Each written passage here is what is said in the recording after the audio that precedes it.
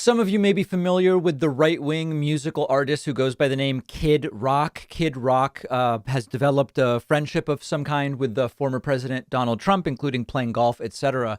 He was recently interviewed by Tucker Carlson. The interview is bizarre. Tucker Carlson's appearance and demeanor during the interview are extremely strange.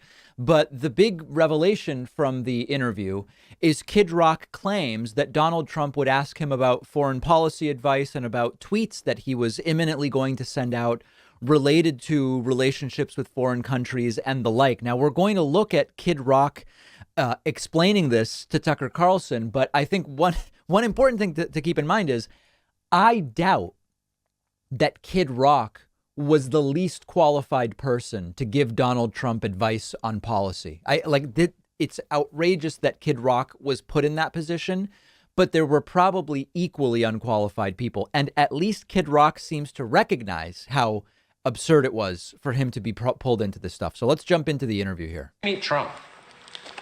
When did I meet Trump? At the White House. With Sarah Palin. At the White House. Yeah, no, Sarah Palin asked him to, was friendly with her, and early, right when he got elected, he invited her to dinner and said, bring some interesting people. Right. So she said she called me and Ted Nugent, and was like, hell yeah. Ended up there. We ended up becoming buddies and spent a lot of time on the golf course now. And it's really weird. Get phone calls from him and stuff. It's kind of mind-blowing. What's he like to play golf with? Awesome. So much fun. Really? Why? He just knows how to have fun. Doesn't take it too seriously. Yeah. You know, he's engaging. It's just, you're just cutting it up. Just open with politics. I mean, I was there with him one day when he ended the caliphate. Right. He wanted to put the one day when the entire caliphate ended. You guys remember that day, right? out a tweet, and it was like, I don't like to speak out of school. I hope I'm not, but it was something like, he's like, tell him, like, yeah, the tweet was, and I'm paraphrasing, but it was like, if you ever join the caliphate, and try to do this, you're going to be dead. He goes, what do you think? I go, awesome. Like, yeah, tweet that out. I was like, I can't add anything better than that. But then it comes out, and it's reworded and more political and, like, a little politically correct. And I'm like, just being pretty, we're looking at maps. And I'm like, am I supposed to be, like, in on? So, very, very trustworthy, that Trump, with classified and sensitive information, as we all know. Remember Hillary's emails and all that. I make dirty records sometimes. I'm like, I do it here. You didn't think you'd have a hand What do in you think we should do about North Korea? I'm like, what? I don't think I'm qualified to answer this. At least Kid Rock knew he wasn't qualified. At least. And Tucker just finds it hilarious. And it's funny how if any of these types of folks had like an inside line to Joe Biden and the Oval Office and were even on the periphery of anything substantive, Tucker wouldn't be laughing the way he's laughing. He'd be calling for an impeachment. How does he, so you're still playing golf with him down in Florida? Yeah. How's he seem? What's that? How's he seem? He seems great. After the election, it was, a little different there. But he's still the same guy. He sits down, he just cuts it up.